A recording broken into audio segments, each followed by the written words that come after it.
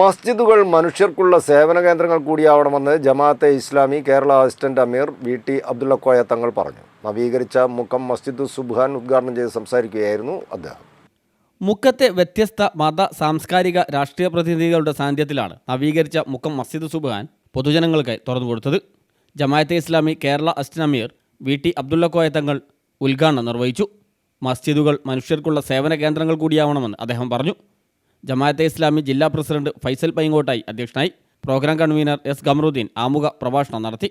മുക്കം നഗരസഭാ councillor A Abdul Gafoor, Sacred church വികാരി father John ഉറവുങ്കര, സാംസ്കാരിക പ്രവർത്തകൻ AP മുരളീധരൻ, മുക്കം ഇസ്ലാഹി സെന്റർ ഭാരവാഹി PT സുൽഫീഖർ സുല്ലമി, വ്യാപാരി വ്യവസായി ഏകോപന സമിതി പ്രതിനിധി MT Aslam, Jabir Mukkam, VP Shoukath Ali, Suhara Mansoor, MC Subhan Babu, Abdul Rasheed അൽ കാസിമി, AP മുഹമ്മദ് നസീം, സംഘാടക സമിതി ചെയർമാൻ ഉമർ തോട്ടത്തിൽ, ജനറൽ കൺവീനർ ബഷീർ പാലത്ത് തുടങ്ങിയവർ ചടങ്ങിൽ സംസാരിച്ചു.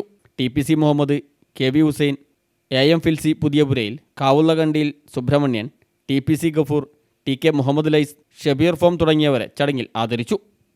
News bureau, Mukkam.